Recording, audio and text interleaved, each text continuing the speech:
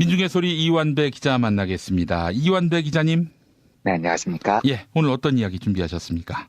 예, 오늘은 제가 청취자 여러분들께 미리 사죄를 드리고 양해를 좀 구해야 할 것이 있습니다. 제가 오늘 새벽부터 하루 종일 외부에 있어서 오늘 경제 뉴스를 방송 원고로 만들 시간이 없었어요. 사실 지금 그 현대차 그룹 지배구조 개편 소식도 있어서 이걸 다뤄보고 싶은데 어쨌든 뭐 시간이 없어서 준비를 제대로 못했습니다. 깊이 사과드리고요. 현대차 지배구조 개편 문제는 내일 다시 시간을 내서 말씀을 드리도록 하겠습니다. 그래서 제가 오늘은 일정 때문에 옛날에 준비했던 비상시에 사용하려고 했던 월요경제학 중 하나를 소개를 해드리려고 합니다. 다시 한번 죄송하다는 말씀 드리고요. 다음부터는 시간 조절을 좀 잘해서 주중에는 그날 뉴스를 좀 제대로 전해드리도록 하겠습니다. 오늘은 제가 최근에 접한 경제적 사상가들 중에 제일 진취적이고 제일 풍부한 상상력을 발휘했던 네덜란드의 젊은 사상가 리터르 브레흐만이라는 사람이 내비친 빈곤의 해법에 관한 이야기를 전해드릴까 합니다. 이번 주에는 북콘서트 방송 때문에 월요경제학을 못했는데 청취자 여러분들께서도 넓은 마음으로 목요일에 듣는 월요경제학쯤으로 이해해 주시고 용서해 주셨으면 합니다. 예. 우선 사람 소개를 먼저 드리면요. 브레흐만은 네덜란드의 역사학자입니다. 역사학자인데 경제적인 지배구조와 빈곤 문제에 대해서 정말로 뛰어난 경제학적 견해를 보여줘요. 우리나라에는 리얼리스트를 위한 유토피아 플랜 이라는 제목으로 번역된 책이 있습니다. 근데 우리나라에서는 별로 인기가 없었던 것 같은데 지금 20개월로 번역이 된 널리 알려진 책입니다. 예. 워싱턴 포스트와 가디언이 이 책 하나만 가지고 특집 기사를 쓸 정도로 굉장히 논쟁적인 책이기도 해요.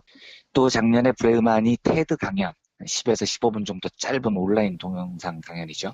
여기에 출연을 했는데 이 강연은 2017년 테드 강연 톱10에 오르기도 했습니다.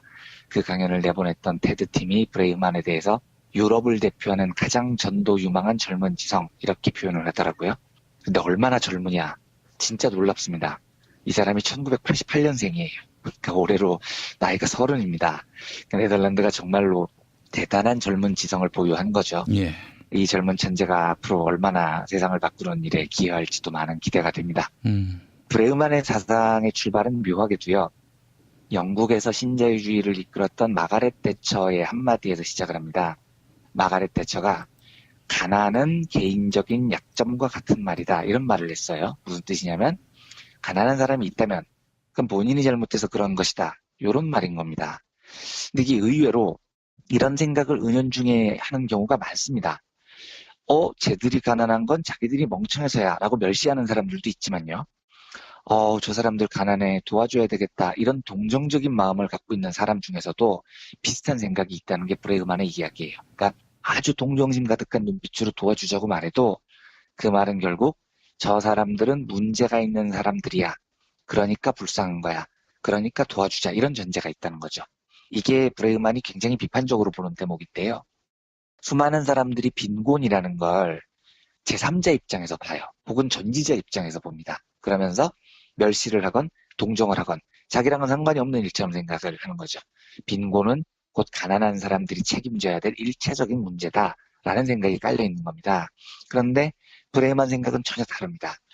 이 브레흐만이 인용하는 대목이 제가 과거에 그 결핍의 경제학이라는 이론을 소개해드리면서 하버드 대학교의 샌딜 몰레이너선 교수하고요. 프린스턴 대학교 엘다 샤퍼라는 두 사람의 공동 연구 결과를 한번 말씀드린 적이 있는데 이 두 사람의 연구를 인용을 해요. 그런데 이 두 사람 연구 중에 굉장히 흥미로운 대목이 있습니다. 뭐냐면 사람은 가난할수록 IQ가 떨어진다라는 거예요. 근데 이걸 잘 이해하셔야 됩니다. IQ가 떨어져서 가난하다가 아니에요. 가난하니까 IQ가 떨어진다는 겁니다. 이 연구가 어떤 거냐면 인도에서 사탕수수를 재배하는 농부들을 연구를 합니다. 근데 이 농부들이 1년에 딱 한 번 돈을 법니다. 사탕수수를 수확한 시기에만 그걸 팔아서 약간 목돈을 만지죠. 요때 농부들이 돈이 좀 많이 생기는 때예요. 근데 그 돈으로 1년을 버텨야 되니까 당연히 시간이 지날수록 돈이 떨어집니다. 그래서 이듬해 사탕수수를 수확하기 바로 직전에는 이제 거의 빈털터리가 되는 거죠. 그런데 멀레이너선하고 샤퍼가 뭘 연구를 했냐면 수학을 앞둔 한 달 전, 그러니까 제일 돈이 없을 때요. 그리고 수학을 마친 한 달 뒤, 제일 돈이 많을 때 농부들의 IQ를 측정합니다. 그랬더니 놀라운 결과가 나옵니다. 똑같은 사람인데요. 수학 한 달 전, 제일 빈곤했을 때 농부들의 IQ는 수학 한 달 뒤 가장 풍요로웠을 때의 IQ보다 10%나 IQ가 낮아요. 그러니까 이 말은 IQ가 선천적인 게 아니라는 겁니다. 그리고 머리가 나빠서 가난한 게 아니라는 거예요. 거꾸로 가난할수록 이 사람의 뇌라는 게요. 먹고 살아야 돼. 내일은 뭘 먹지? 우리 가족은 어떻게 살아남지? 요 문제에만 집중을 하게 됩니다. 이러면 뇌가 정상적으로 가동될 수가 없죠. IQ에서 제일 필요한 수리 능력, 인지 능력 이런 게 바닥으로 추락하는 겁니다. 브레이만이 이 연구를 보고 너무 쇼크를 받아서 공동 연구자였던 샤퍼를 초청해서 만납니다. 그래서 샤퍼한테 물어봐요. 교육 방식을 좀 바꾸면 나아질까요? 이랬더니 샤퍼의 말이 이랬다는 거예요. 아니, 교육을 바꾸면 안 바꾸는 것보다는 낫겠지만 빈곤을 해결하지 않고 교육만 바꾸는 건 내 생각엔 사람들한테 수영하는 방법만 딸랑 가르쳐주고 망망대해에 던져버리는 것하고 같아요. 이렇게 말을 하더라는 겁니다. 물론 수영하는 법도 안 가르쳐주고 망망대해에 던지는 것보다는 낫겠죠. 하지만 수영하는 법을 가르쳐주고 망망대해에 던지면 그래도 사람은 죽는 건 마찬가지입니다. 결국은 조금 늦게 죽을 뿐이죠. 그래서 교육은 해법이 아니라는 겁니다. 빈곤 극복 심리 프로그램 이런 거 진짜 개떡같은 짓이라는 거죠. 사람들 모아놓고 자신감을 가지세요. 당신은 할 수 있습니다. 긍정적 생각을 가지세요. 이런 백날 심리 치료하고 상담해 봐야 잠시 잠깐 마음의 위안은 얻겠지만 그건 자신감이 넘친 상태에서 망망대해에 뛰어드는 겁니다. 그것도요. 결국 이건 자신감 있게 죽는 거죠. 그러니까 우리 청년들이나 가난한 사람들한테 힐링이 필요한 게 아니라는 겁니다. 아무것도 달라지는 게 없다는 거죠. 브레으만의 말은 이거예요. 빈곤 자체를 건드려야지. 왜 교육이나 심리나 이런 주변 문제를 건드리고 자빠져 있냐는 겁니다. 이런 건 병을 치료하려고 하지 않고 증상만 치료하려는 겁니다. 브레이만의 비유대로라면 컴퓨터가 버벅거리고 있는데 메모리를 늘려야지. 왜 소프트웨어만 만지고 있냐는 거죠. 자, 그러면 뭐가 본질이고 뭐가 병을 치료하는 거고 뭐가 메모리를 고치는 거냐. 여기에 대해서 브레이만이 소개하는 또 다른 놀라운 연구 결과를 하나 소개해드리겠습니다. 캐나다 도핀이라는 도시가 있어요. 근데 이 도시는 뜻밖에도요.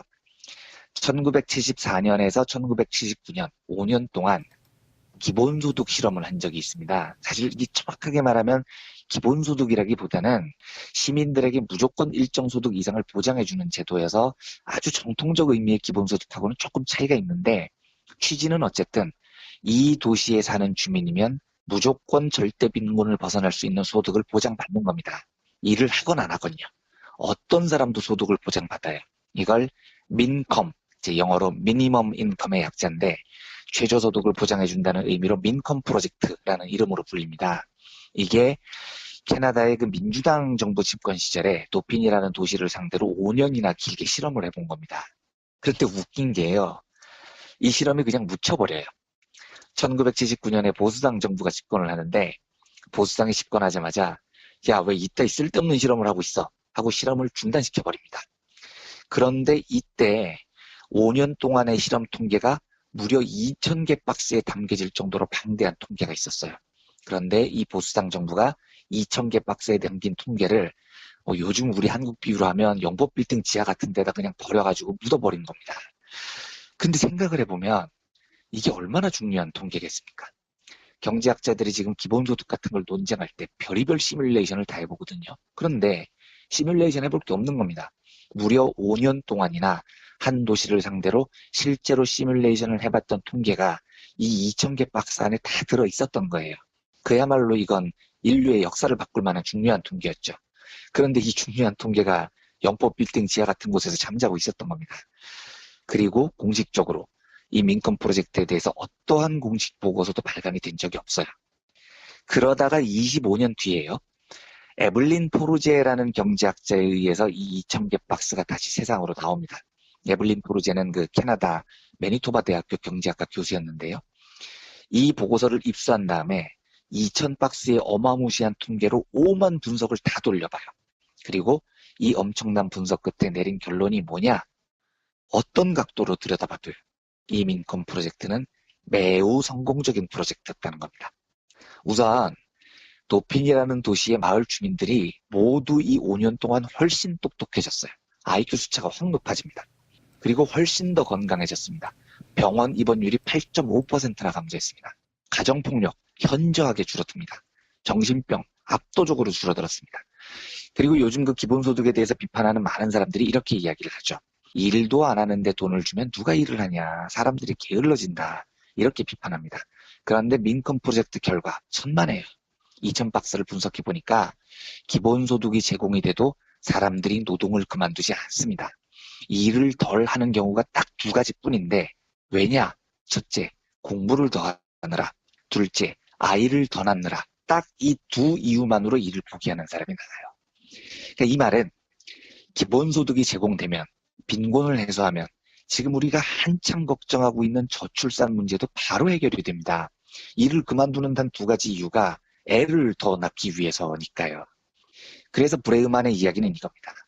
머리가 나빠서 가난한 게 아니다. 오히려 가난 문제를 해결하면 사람들은 모두 똑똑해진다 이거죠. 그러니까 괜히 빈곤 문제 해결한다고 방법을 찾아보자, 연구해보자 이런 헛소리 할 시간에 그냥 돈을 주고 빈곤을 해결해 버리자는 겁니다. 그래서 브레우만이 여기에 대해서 엄청난 독서를 날립니다. 요걸 한 대목 읽어보겠습니다. 부자인 우리는 가난에 관해서 무엇이 최선인지 아는 척하는 걸 제발 멈춰야 된다.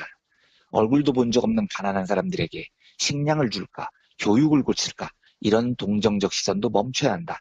그리고 수많은 온정주의적 관료들과 학자들도 다 없애버려야 한다. 그럴 바에는 그냥 그 관료들과 학자들이 받는 월급을 빈민들에게 나눠줘 버려라. 이렇게 적습니다. 저는 이제 옛날에 무상급식 가지고 오세훈하고 막 논쟁이 있을 때 그런 생각을 진짜 했어요. 아니, 초등학생 애들 밥 좀 먹이자는데 무슨 경제학 교수님들 등장해서 토론하고 관료님들 등장해서 토론하고 서울시장까지 나서서 이걸 해야 되느니 안 해야 되느니 토론하고 경제학자들이 막 연구 페이퍼 내고 몇 개월 동안 수치 돌리고 별 지랄을 다 했잖아요. 그런데 제가 그걸 보면서 제 심정이 야, 그거 연구하고 토론할 시간에 그 돈으로 밥 좀 먹이자. 그 쓸데없는 연구하는 사람들 월급 주지 말고 그걸로 우리 애들 밥 먹이자 이런 생각이 저는 들었었거든요. 그런데 브레이만도 정확히 그 이야기를 합니다. 빈곤에 대해서 떠들어대는 관료들, 학자들, 정치인들 야, 그 사람들 월급 주지 말고 그냥 그 돈으로 기본소득을 줘. 그러면 사람들이 알아서 건강해지고 알아서 똑똑해지고 알아서 출산 문제도 다 해결하고 한다고 이 멍청한 놈들아 이런 이야기를 지금 하고 있는 겁니다. 많은 주류 경제학자들이 이런 걸 보면 이게 얼마나 비효율적인지 또 이런 거 연구 돌리고 앉아 있을 거예요. 그런데 이게 비효율적인 세상이냐? 아닙니다. 빈곤을 직접 해결하는 게 낭비냐? 아니에요. 이건 매우 상식적으로 훨씬 더 우리의 세상을 효율적으로 만들 겁니다. 그러니까 한번 생각을 해보십시오. 우리가 살면서 어디에 에너지를 제일 많이 쓰고 있나요? 청취자 여러분들께서는 어디에 에너지를 가장 많이 소모하십니까? 다 그렇진 않겠지만 대부분의 민중들은요. 먹고 살아야 한다. 이 명제에 가장 많은 에너지를 소모합니다. 그리고 더 나아가면 내 자녀들도 먹고 살아야 한다. 라는 명제에 그 다음으로 많은 에너지를 쏟죠. 그러니까 최소한 내 인생 에너지 한 80%는 나와 내 가족이 먹고 살아야 돼. 여기에 쏟고 있는 거예요.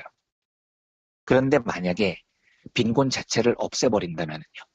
먹고 살 걱정 자체를 없애버리면 세상이 어떻게 될 것 같습니까? 우리 인류의 에너지 중에 먹고 살아야 돼에 사용되는 80%의 에너지가 훨씬 더 효율적으로 사용이 되는 겁니다.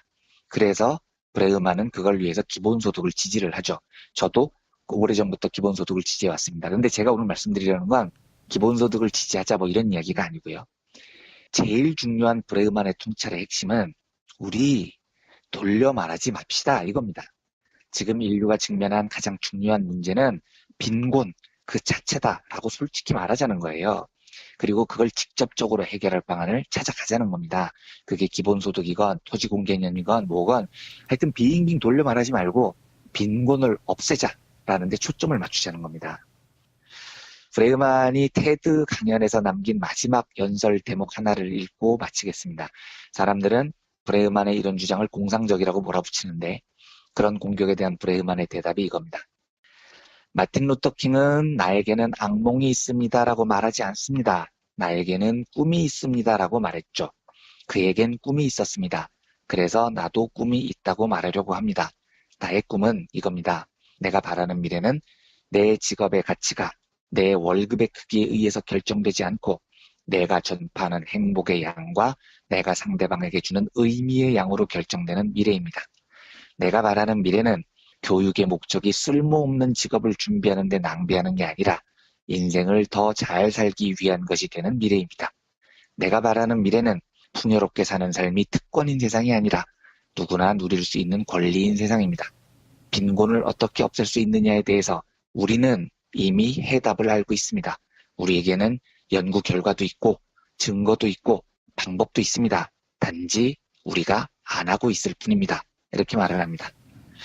지난주에 한국에서 수십 년 동안 봉인돼 왔던 공익을 위해서 사유재산을 제한할 수 있다라는 토지군 개념을 청와대가 헌법에 넣는 개정안으로 제시를 했죠.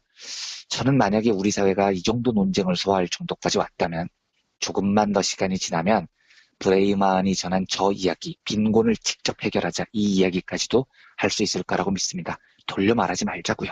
그리고 핵심을 솔직하게 이야기하는 겁니다. 빈곤을 없앱시다. 이게 핵심인 거죠. 그리고 우리도 이런 이야기를 자연스럽게 할 날이 곧 올 거라고 기대합니다. 그런 차원에서 오늘 모교 경제학 비슷하게 네덜란드의 젊은 사상가 리터르 브레이만의 놀라운 통찰과 미래에 대한 상상을 살펴봤습니다. 예. 자, 이완배 기자님 오늘 말씀 잘 들었습니다. 네, 감사합니다.